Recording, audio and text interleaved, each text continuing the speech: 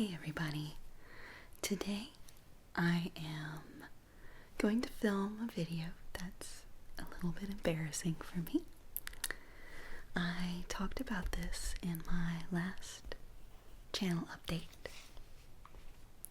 Even though it's embarrassing, I am kind of excited about it too.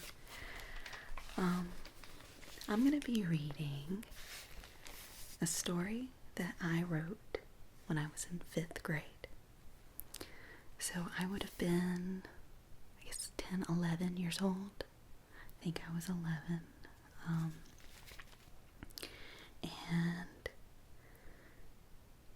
Well, I reread it before this, and it's not great.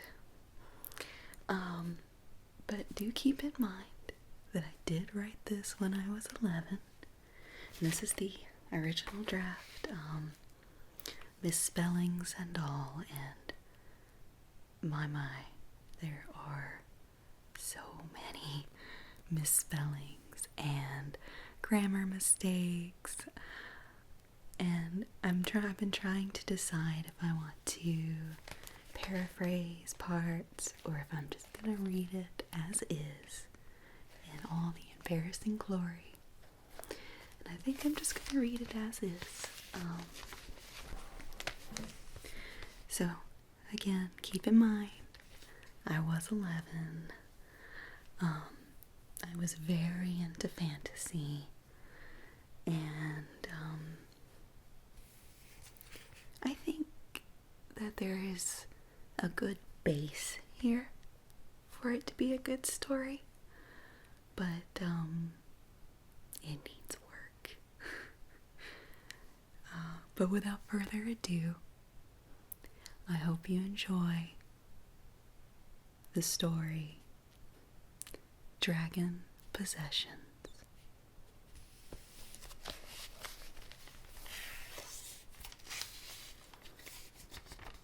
These papers are torn and ripped, and it's in pencil and there's stains. Okay. Chapter 1. The 3 Lady Knights. There used to be, a long time ago, 3 magical stones that when possessed, you had the power to turn into a dragon. The first stone, when possessed, turned you into an ice dragon. The second was the wind dragon, but the third and most powerful one turned you into a fire dragon. The stones were used to battle evil by 3 lady knights, Cassandra, Celine, and Kalana. The first stone, whose title was the Ice Stone, belonged to Cassandra. The second stone, whose title was Windstone, belonged to Celine, and the third stone, whose title was Firestone, belonged to Kalana.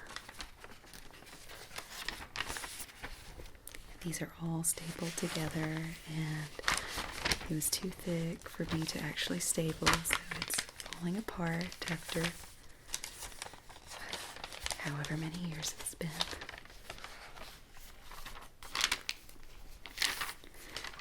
They used the powers of the stone to tame evil for many years, till one battle that might have destroyed life itself.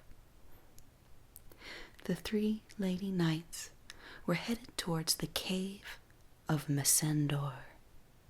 Inside the cave, evil magic stirred everywhere, with no master to tame it. Many people had tried to tame it, but all failed and were never seen again. The 3 lady knights were going to the cave to tame the magic to help them fight evil. But there was something very important that they did not know about the magic. The magic could not be tamed to goodness. It could be tamed, but it could not be tamed for good. Once the magic was tamed by a person, it would turn that person evil. Once they were at the cave, they walked inside and immediately felt the magic surrounding them. Cassandra turned into Ice Dragon, and then blew ice everywhere and turned back into human. The magic had been frozen by the ice. Kalana turned into the Fire Dragon and partly melted the magic, then turned back into a human.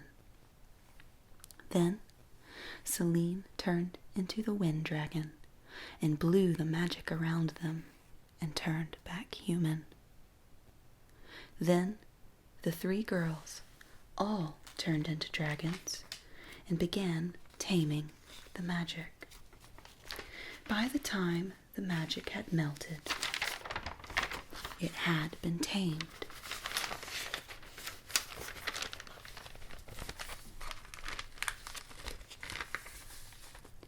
The magic's evil power had also had time to get into the dragon stones and the Lady Knight's mind.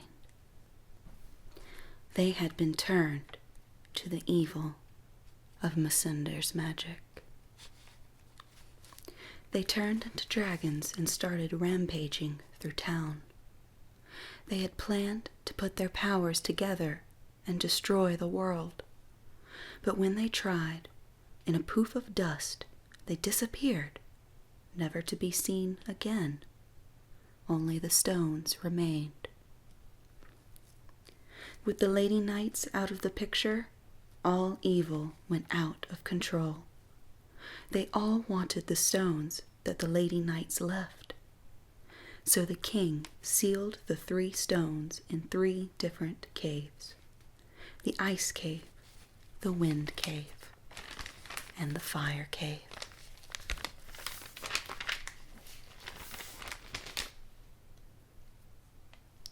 Many evils tried to get the stones, but all failed. Pretty soon, the stones were forgotten, and the 3 caves as well. All that was left were rumors and tales. Chapter 2. Rumors and Tales. This is when the real story begins. "Hey, Shanae, over here," said Amanda. "Oh, hi, Amanda. What have you been up to?" replied Shanae. "Nothing, but I just heard another one of those tales about the Lady Knights. I love hearing those stories. It's like they're almost real," answered Amanda. "Don't you go and start getting mixed up in stories and real life," Shanae joked. But Amanda wasn't listening. She was thinking of the 3 Lady Knights and the stones. "I'll see you tomorrow, Amanda," Shanae said. "All right, bye." They both walked separate ways. Shanae went down a street called Smoky Road. She was going to her house. Amanda went down a road called Dragon Drive. Anything that had to do with dragons attracted her. While she went down the road, she saw many people. They seemed spooky to her for some reason. She came to a dirt road that led into the woods. She went down the road to get away from all of the people. The woods were beautiful.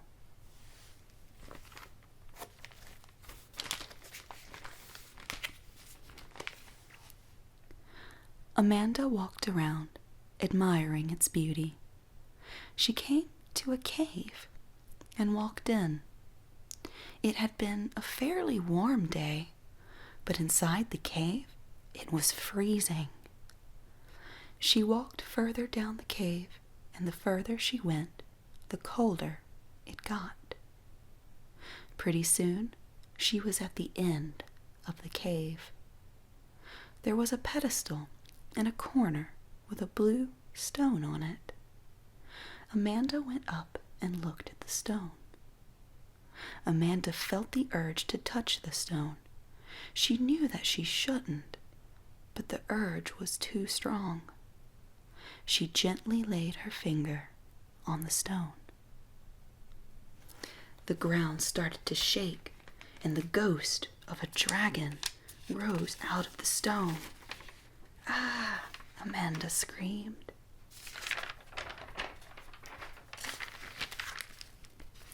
Amanda started running as fast as she could. Then the dragon ghost turned into a young ghost lady. "Wait, please, come back. I need your help," yelled the ghost. Amanda turned around and looked at the ghost. "Who are you?" Then the ghost answered, "Long ago, people called me Cassandra, or the Ice Dragon." Amanda was astonished. She couldn't believe her eyes. "You mean from the 3 dragons? From the 3 lady knights?" Amanda said. "Yes, you freed me by touching my stone." Amanda looked at her very confused. "What do you mean I freed you?" "It's hard to explain. You have heard the tale of the Lady Knights?" asked Cassandra. Then Amanda said, "Well, yes." Cassandra didn't let her finish. "Good. It will make this easier. When we tried to put our power together, our stones still had some goodness in them.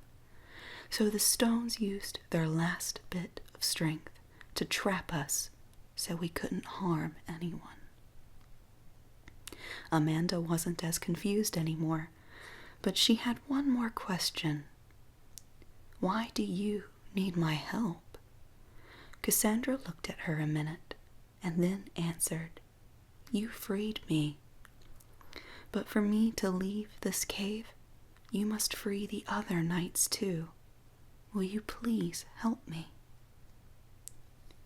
Amanda thought a moment and then answered, "Yeah, but where are the other caves?" Cassandra answered, "I don't know. You have to find that out on your own." Then she started to fade away.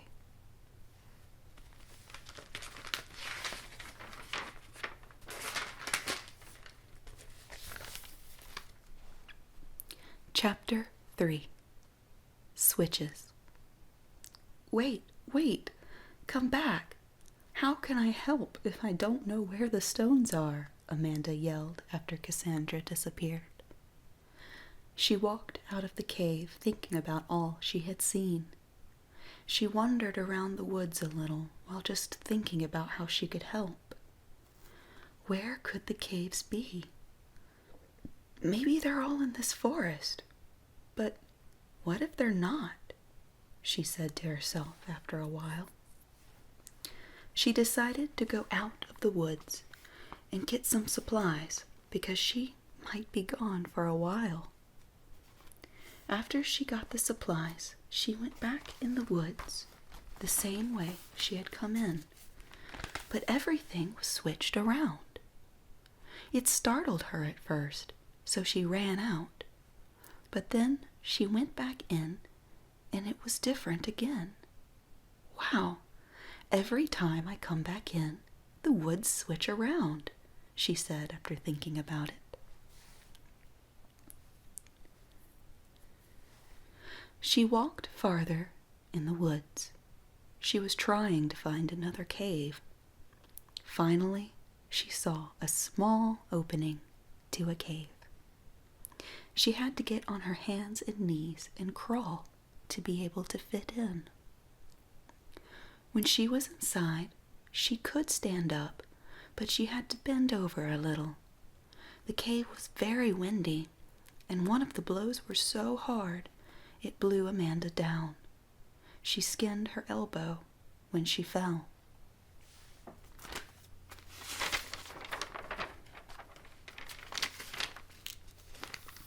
It hurt like crazy, and she wished the pain would just go away. The farther she went, the windier it got, until finally she made it to the end of the cave. She saw the pedestal and went over to it, but the stone wasn't on it. She sat down a minute to think. Where could the stone be? Oh, this elbow hurts so bad. Then she remembered the supplies. She had put them in a backpack she was wearing. She looked inside her backpack and took out a first aid kit. She put some medicine on the scrape and then a Band-Aid. In a few minutes, the pain was gone. Then she remembered the stone. I have to find it. She got on her hands and knees and started looking for it. It was hard to see in the cave, but not impossible. Then her knee hit something. It was the stone. She took her knee off of the stone, expecting the wind dragon to come out, but she didn't. Why isn't it working? She thought. Then she had an idea. She put the stone on the pedestal and then lightly touched it. A big ghost dragon rose out of the stone. Amanda was startled for a second, but then was fine. Then the ghost turned into a young lady and said, "Thank you for freeing me, Amanda. I knew you were coming because Cassandra sent a message to me. My name is Celine, or the Wind Dragon." Amanda looked at her a second and then said, "You're welcome, but to truly free you, I need to free the last dragon. Can you tell me where she is?" Then Celine said, "No, I can't, but I know you can do it." And then she started to fade away. Chapter 4. Resting for the Third. Amanda got back down on her hands and knees and went back out of the cave. When she was out, she started thinking about the third cave. Since this is going to be the last one, I'm sure it's probably going to be the hardest, too. She'd sat down a minute to think how she was going to find the last stone. Then she got up and decided to go out of the woods. It was starting to get dark.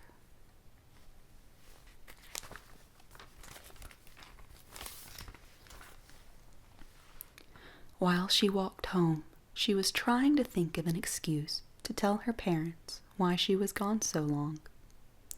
By the time she had gotten to her neighborhood, she had come up with the perfect excuse. Shanae forgot her books at the school, so we went back to get them, and the school was locked, but we got the janitor to unlock the door. When we got to the room, it was also locked, so we got the janitor again, and he unlocked it. We went over to her desk, but it turns out her teacher had moved desks around, so we had to look for hers. When we found her desk, we got her books, and I walked home.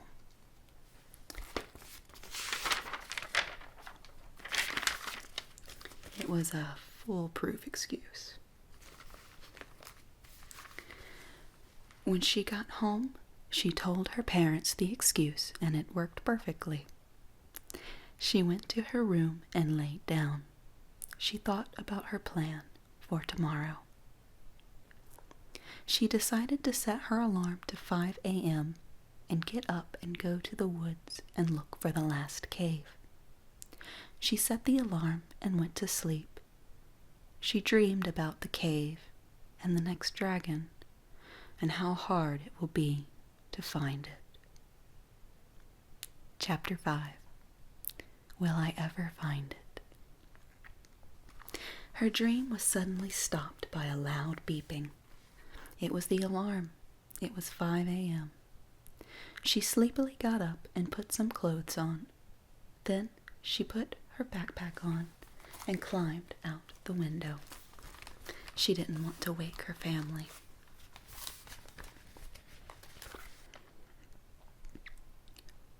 When she was on the ground, she went to the forest. She went through Dragon Street to get there, but somehow the people didn't seem as spooky. It was as if when they looked at her, they were thanking her.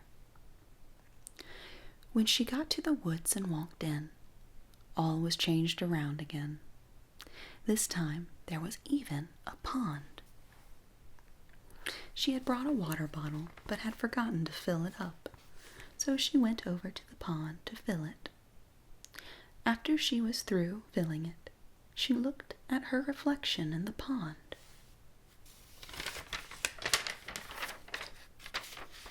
Her bangs were covering up her forehead, but she could slightly see something on it. She stared a minute and then pushed her bangs to one side. On there was a mark. It was a green dragon, curled around a green stone while breathing green fire. The mark stunned her a minute, but then she got her senses back. She moved her head from side to side while keeping her eye on the mark. When she moved the third time, the mark changed to a girl. She looked closer and noticed it was her. She looked closer yet, trying to make sure it really was her.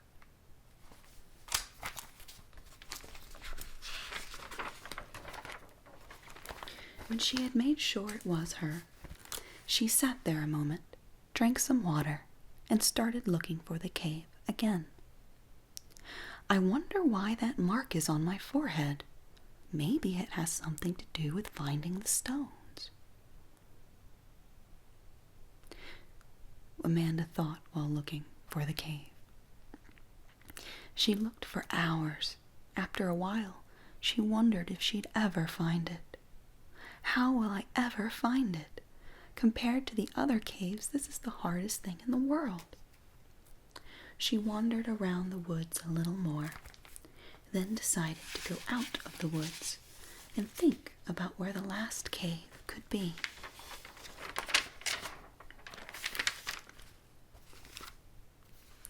When she was out of the woods, she walked down the road until an old lady signaled for her to come over. Chapter 6. An Old Lady. Amanda was scared, but then thought that the old lady might be able to help her. She went over to her, and when she was there, she asked the old lady, "Excuse me, my name is Amanda. You seem to know something that I need to know. Could you tell me about the last dragon cave?" The old lady nodded her head and motioned for her to come in. When they were inside, the lady sat down at a small, circle-topped table. Amanda pulled up a chair and sat on the other side. When they were both settled, the old lady started to talk in a low, crackly voice.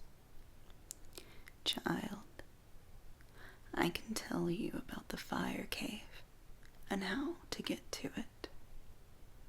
Amanda looked at her a moment and then said, "Is that what the last cave is called? Can you really help me?" The lady sat there a moment and then said, "Yes, that is what the last cave is called, and I can help you." Amanda thought about how to ask her question and then asked, "Where is the last cave? And do you know what this mark on my forehead is for?" Amanda pointed at her mark, and it was a dragon again. The old lady looked at the mark, touched it, and said, "The mark means you are the fourth dragon, once you free the last one." Amanda was confused a moment, and the old lady saw it and said, "To find the last cave, you must go back to the other 2 caves and get the stones. Then you must go to a pond and put the stones in the pond." Amanda was beginning to understand now. Then the lady handed her a leather bag and said, "You can put the stones in this bag." Then Amanda took the bag. She still didn't understand about the 4th dragon thing, but she was starting to get the creeps about the old lady. "Bye. Thanks for the help." I drew a picture of the lady handing the bag over.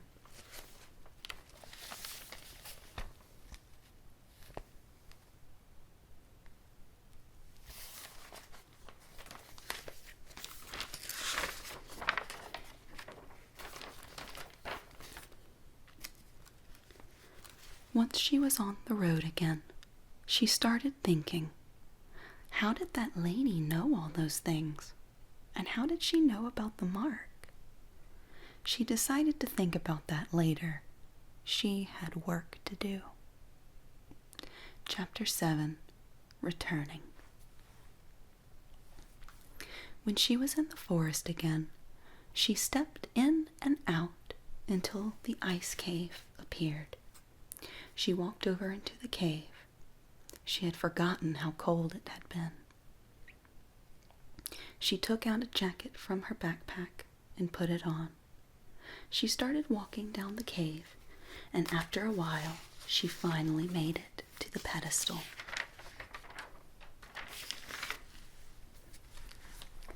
She had put the leather pouch in her backpack, and now she was taking it out. Once she got the pouch out of the backpack, she picked up the blue stone from the pedestal and put it in the pouch. It was growing colder, so she quickly put the pouch back and went as fast as she could out of the cave. When she was out, she went in and out of the woods until a small cave opening was there. She got on her hands and knees and started to crawl. The wind was very hard to fight off. Amanda fell down once, and this time skinned her ankle. She rested a minute so she could bandage up the sore. When she was done bandaging up her ankle, she went on down the cave. She finally got to the pedestal after fighting with the wind.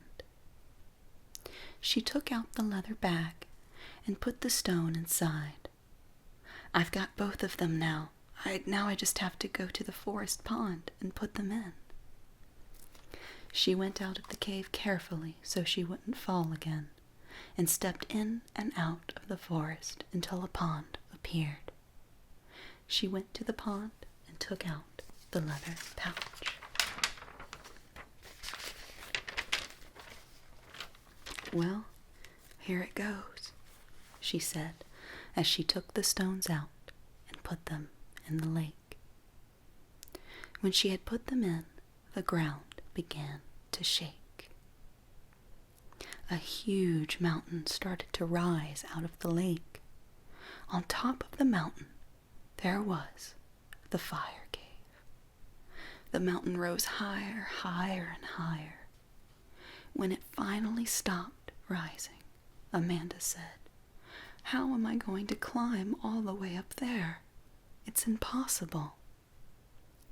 Chapter 8, Impossible Made Possible. Amanda just stared at the mountain. She couldn't believe how tall it was. Well, I guess I better start climbing. There's another picture.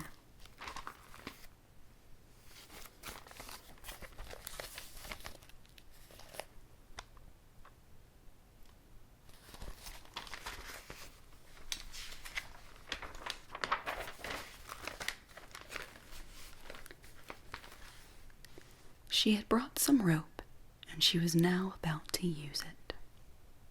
She knotted the rope lasso style and threw the rope up, hoping that it would snag a bump or rock. She was very lucky, because it did snag a rock that was sticking out of the mountain.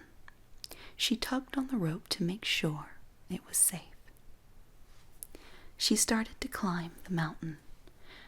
About halfway up, she reached the rock that the rope had snagged.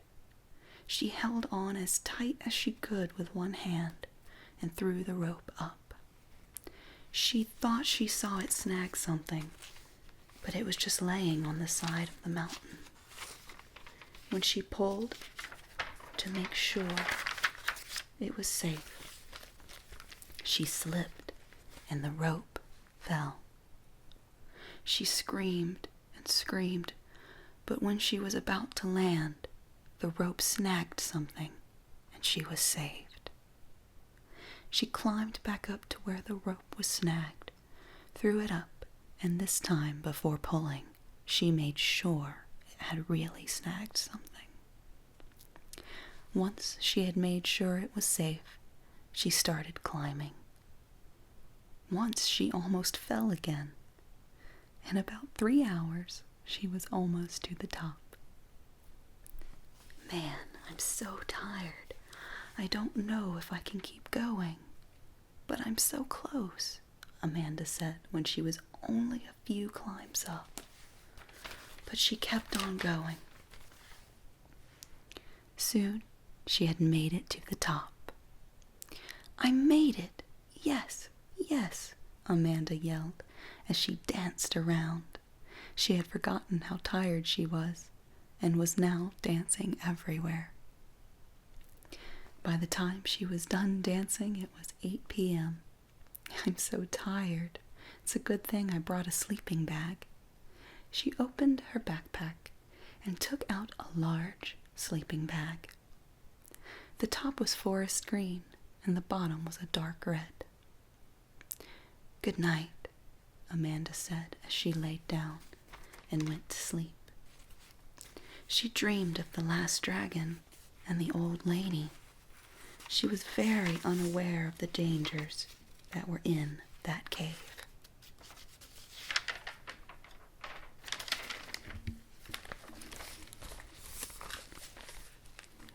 Chapter 9. It's Too Dark.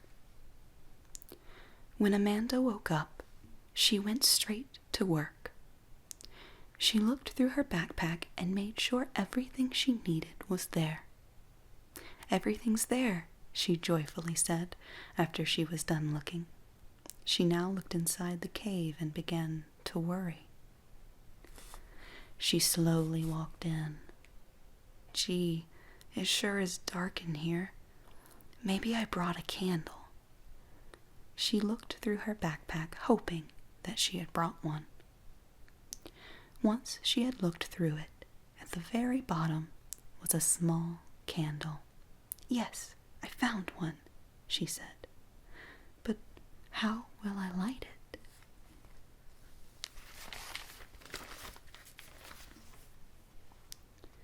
She looked around for something to light it with, but she couldn't see good enough to find anything, but then had an idea. Maybe if I could feel around for some rocks, then rub them together over the candle and some sparks might land on the wick. She felt around for some rocks.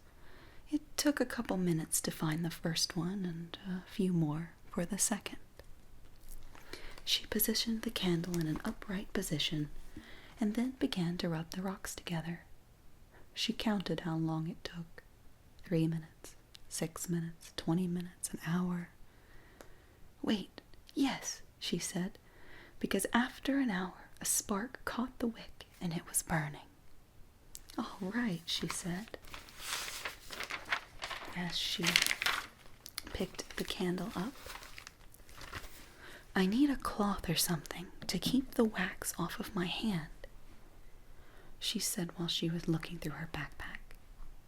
"There's nothing in here I can use, and the wax is already melting," she said after she was done looking. She looked around a minute, then tore some cloth off the bottom of her shorts. "This will have to do," she said, as she wrapped the cloth around the candle.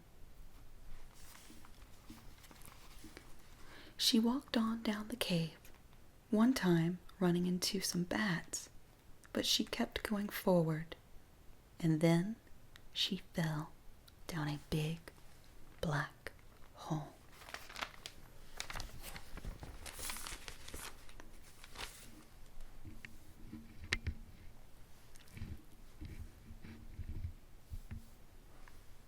Chapter 10. Nice or Not So Nice. She fell deeper and deeper down the hole. "Ah!" she screamed louder and louder. The deeper it got, the louder she screamed. While she screamed, she was trying to get her brain out of panic mode so she could think of a plan. Then she came up with one. She looked down and saw a branch sticking out, and when she got there, she grabbed it. "I'm saved," she yelled after grabbing it. The branch turned out to be a root. She knew that roots grew deep into something, and if she pulled hard enough, the rest might come out.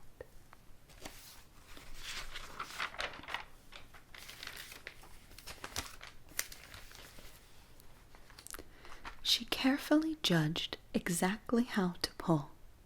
She figured out that if she pulled too hard all at once, the root would break and she would fall. Once she was positive on how to pull the rope so she wouldn't fall, she started to lean back and pull in this pattern.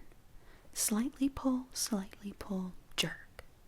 She did that over and over till it looked like she had a rope latched onto the side of the wall.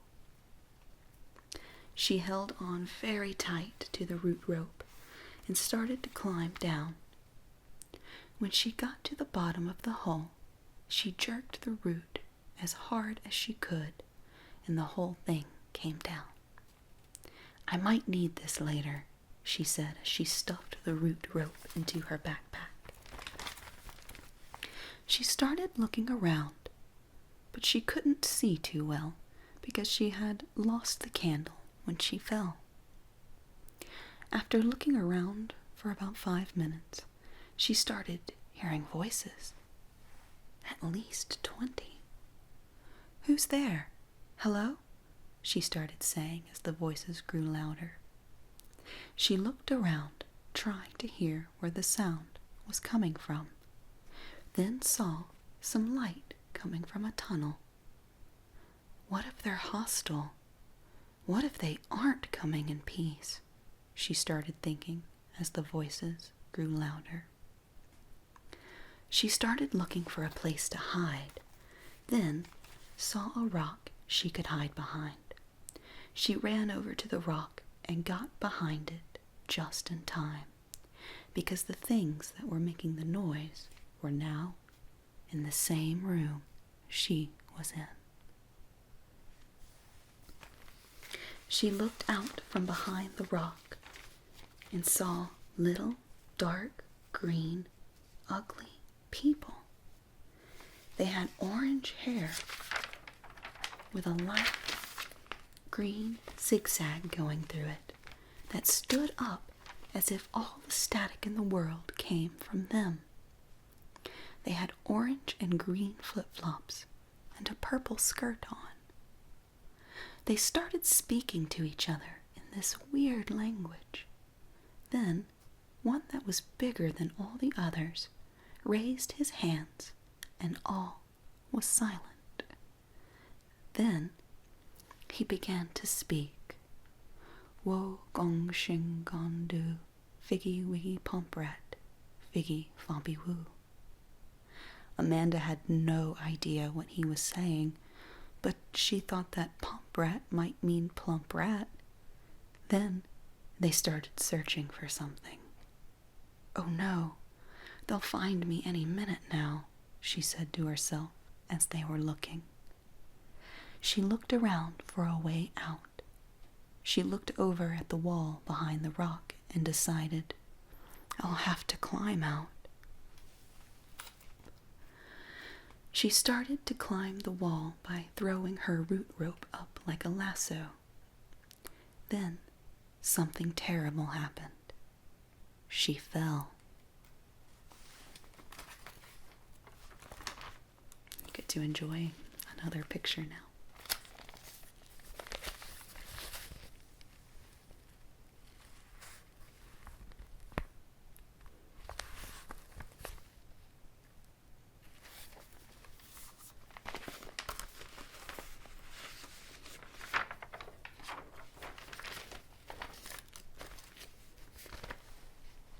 Chapter 11.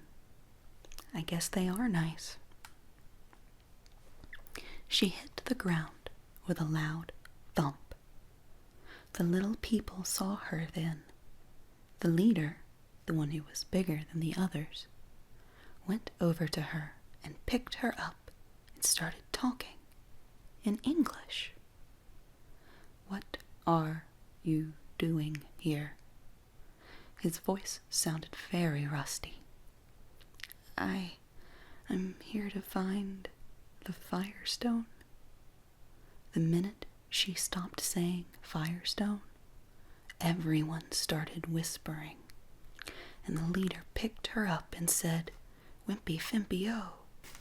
4 of the little people ran down the tunnel and came back in a few minutes. They went over to them, and then the leader. They were carrying a bed just big enough for her. The leader threw her up on top of it, and they took her down the tunnel. When they were at the end, the 4 little people climbed up a pyramid with her and put her down. Amanda was very confused. She just sat there for a few minutes.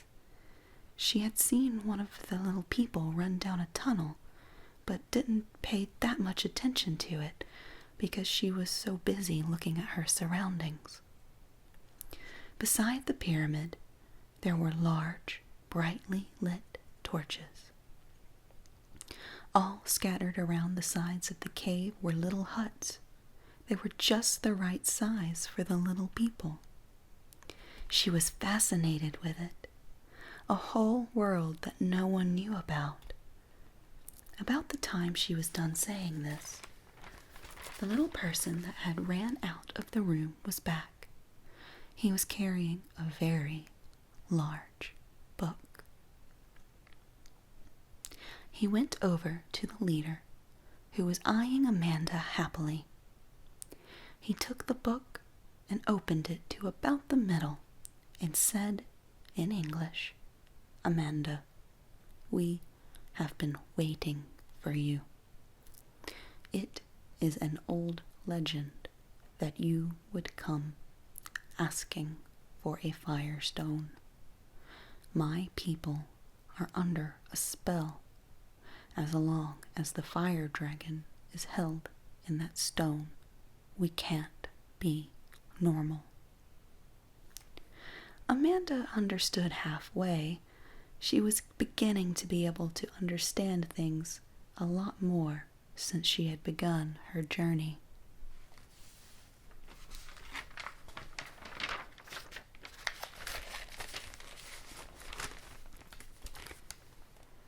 Then the leader started reading something from the book. Fire and dragons, when put together, fire, dragon. But when a stone is added and traps, disasters can happen. Then he started that weird language again. He hum hum hum, he hum hum hum, kasaka daka daka day. Then in a roar of fire and smoke, a red, glowing stone appeared. The mark on Amanda's forehead started to throb. The stone floated to her and dropped on a pillow that was in front of her. Everyone started to stare at her. She touched the stone lightly with her palm, and the whole mountain began to shake.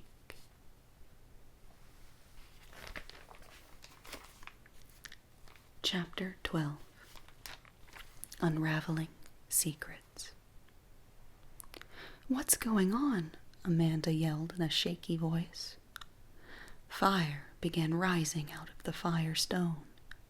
Then, out of all the commotion, the last dragon rose out of the stone. Once the dragon was all the way out of the stone, the little people began to disappear. And then ice went through the cave, and after that, wind. Amanda looked back at the fire dragon, who was now with 2 other dragons, the ice and wind dragon. Once everything was over, the 3 dragons looked down at Amanda. Then the fire dragon spoke. "Amanda, thank you ever so much for freeing us. We have been trapped for ages.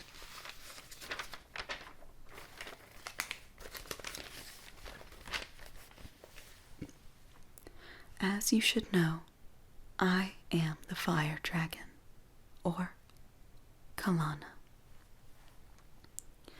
Since you have freed us, we can go back to the past to protect everyone." Amanda understood completely. She didn't know why she understood so well. She just did. She had many questions, but didn't ask them because she knew the dragons would probably answer them soon. Then the fire dragon spoke. "I will transport you out in a few minutes. When you are out, the mountain will collapse. That mark on your forehead means that you are the one who rescued us.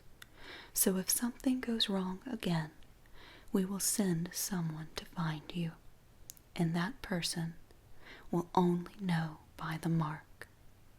Only you and people from the past will be able to see that mark."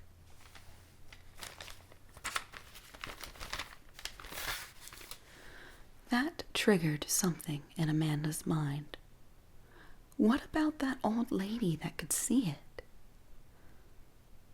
The fire dragon answered. "Her name is Kula Konarlich. She was sent from the past to help you. Now, I must transport you out. The mountain will collapse in a few moments." Amanda had completely forgotten how much the mountain had been shaking. She had many more questions to ask, but knew she had no time to ask them. The 3 dragons formed a circle and started blowing. The ice dragon blew ice, the wind dragon blew wind, and the fire dragon blew fire. They stood that way for 10 seconds, then moved into a line. Where they had been blowing was a spinning portal. "Hop in, Amanda. The mountain's beginning to collapse." Amanda wanted to say goodbye, but did not have any time. She walked into the portal, and in only a few seconds was outside. She looked up at the top of the mountain and saw the 3 dragons fly out and then disappear. After that, the mountain began to crumble. "I'd better get out of here and fast," she said as she jumped out of the spot she was standing and a huge boulder landed there. She ran out of the woods and looked back at the mountain, but it was gone. Chapter 13. All is peaceful. The neighborhood was gone too, all except the house she had been in with Kula Knarlich. She went over to the house and went inside. No one was there, not even Kula. She decided to look around the house. It didn't take long to look because there was only a kitchen and a living room. She went to the table she had sat with Kula. Then she remembered the leather pouch. "Maybe I should leave it here," she said as she took the leather pouch out of her backpack. She laid it on the table, and as soon as she took her hand off of it, Kula's voice sounded. "Keep the pouch. I put a present inside it, but don't take it out until you're home." Then the voice faded away. Amanda took the bag and walked out of the house and all the way home. Her parents weren't home, so she went straight to her room and opened the pouch and took out a flute with a dragon curled around it. "Wow," she said. She blew it, and then the sweetest melody she had ever heard came out. The adventure was over. She solved everything until something else went wrong, but that's a whole new story. The end.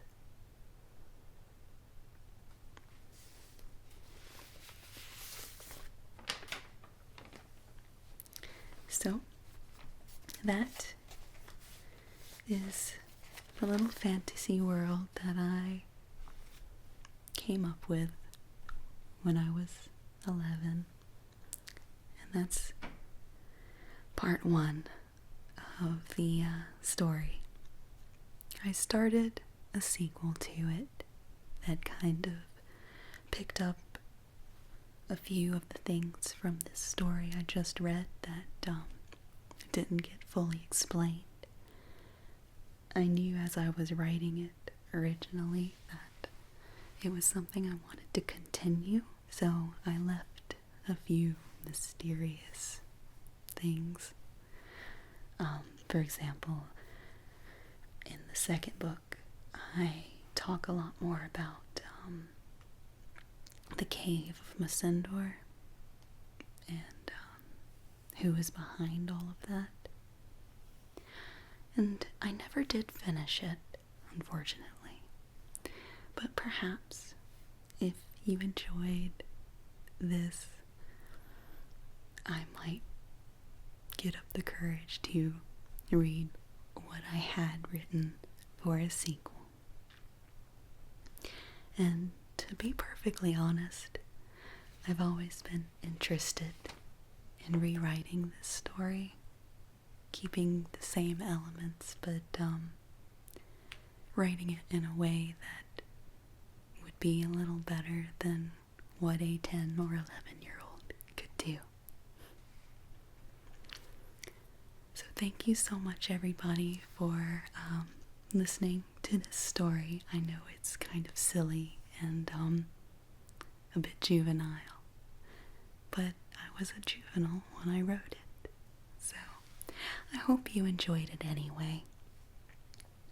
Thank you so much, everybody, and maybe I'll be reading you the sequel soon. I hope that you have a wonderful day and a wonderful night. Goodbye.